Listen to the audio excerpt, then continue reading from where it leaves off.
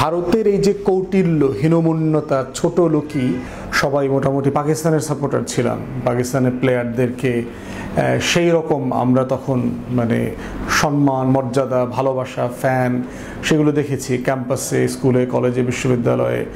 আর ভারতের সাপোর্ট করতো দেখতাম ম্যাক্সিমাম হচ্ছে আওয়ামী লীগ, এই টাইপের আর কি। তো মোটা দাগে দেখতাম যে ক্যাম্পাসে পাকিস্তান তিতলে তিতলে ব্যাপক খাওয়া দাওয়া, রেস্টুরেন্টে আনন্দ ফুর্তি, মিষ্টি বিতরণী এগুলো ছিল। আর তখন যেহেতু বাংলাদেশ বিশ্বকাপের কোয়ালিফাইং দল ছিল না, সেই কারণে আমাদের হাতে সাপোর্ট করবার মতো অপশনও খুব বেশি ছিল না ওই সময়টাতে। এবং তখন এই ক্রিকেট প্রেমীদেরকে এই ৭১-এর ফ্রেমে বন্দি করা, রাজাকার, মুক্তিযোদ্ধার ট্যাগিং করা, এটা ছিল না যেটা আমরা এই গত ১৬ বছরের আওয়ামী ফ্যাসিবাদের সময় দেখেছি আর কি। তো ইন্টারেস্টিং হচ্ছে যে ২০০৭-এর পর থেকেই আপনার ক্রিকেটটা, বাংলাদেশের ক্রিকেটটা অনেক বেশি পলিটিক্যাল একটা ফ্লেভার ক্যারি করা শুরু করেছে।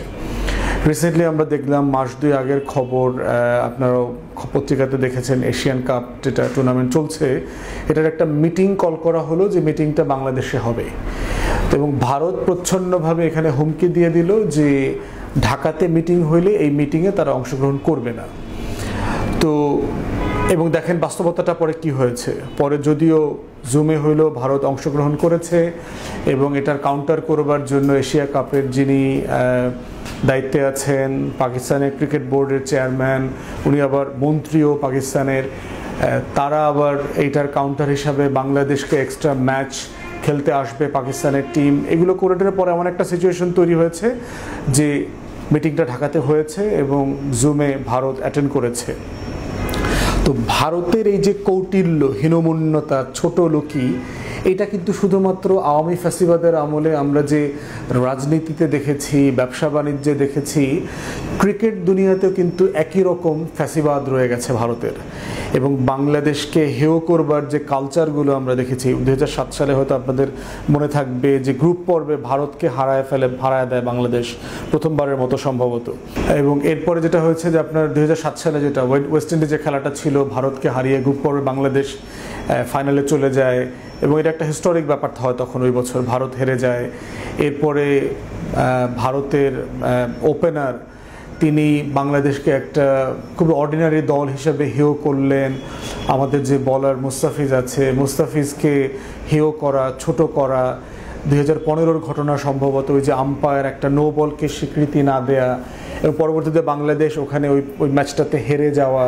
তো এইরকম অনেকগুলো ছোট লোকই আচরণ বিভিন্ন সময় আমরা দেখেছি। ২০১২ সালে যখন এশিয়া কাপের গ্রুপ পর্বে ভারতকে হারিয়ে বাংলাদেশ ফাইনালে চলে যায়, একই রকম ট্রল, ছোট লোকই। ২০২২-এরও ঘটনা সম্ভবত আমাদের মনে থাকার কথা যে বাংলাদেশ প্রায় জিতে যাচ্ছিল, এমন সময় বৃষ্টি হয় এবং একটা আম্পায়ারদের একটা খুবই স্পিডি, খুবই জাজমেন্টাল সিদ্ধান্ত ছিল না। সাকিব তখন প্লেয়ারদেরকে উইথড্র করে নেয়, বাংলাদেশ হেরে যায়।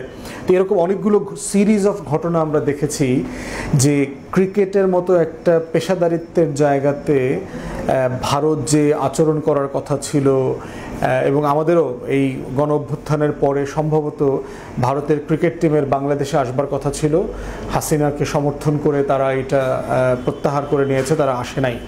তো এরকম অনেকগুলো বিষয় দেখেছি যে খেলতে আসছে তাদের তৃতীয় শ্রেণীর টিম পাঠিয়েছে, মানে তারা আমাদেরকে এত হেয়, ছোট, ক্ষীণ মনে করে আর কি। তো সার্টেনলি ক্রিকেট টিম হিসাবে আমাদের দুর্বলতা আছে, আমাদের পেশাদারিত্বের ঘাটতি আছে। ক্রিকেটের যে রাজনীতিকরণ আওয়ামী লীগ করেছে খুবই নোংরাভাবে, যে পাপনের সাম্রাজ্য কায়েম করে দিয়েছে এখানে, সেগুলো আমাদের সবাইকেই জাতিগতভাবে ক্ষতিগ্রস্ত করেছে। এখন এই ছোট লোকটাকে আমরা কিভাবে অ্যাড্রেস করব এবং ভারতকে বোঝার জন্য যে এই যে বিশাল তরুণ জনগোষ্ঠী, এবং দেখবেন যে ২৪-এর আন্দোলনে এই বিশাল তরুণ জনগোষ্ঠী সাডেনলি দিল্লির আধিপত্যবাদের বিরুদ্ধে, আওয়ামী লীগের বিরুদ্ধে মাঠে নেমেছে, এর একটা বড় কারণ কিন্তু হচ্ছে ক্রিকেটের রাজনীতি।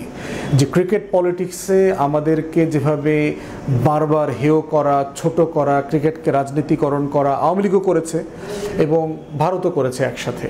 এবং এটা করতে গিয়ে যেটা হয়েছে যে বাংলাদেশের তরুণরা প্রচণ্ড ভারত বিদ্বেষী হয়ে গেছে।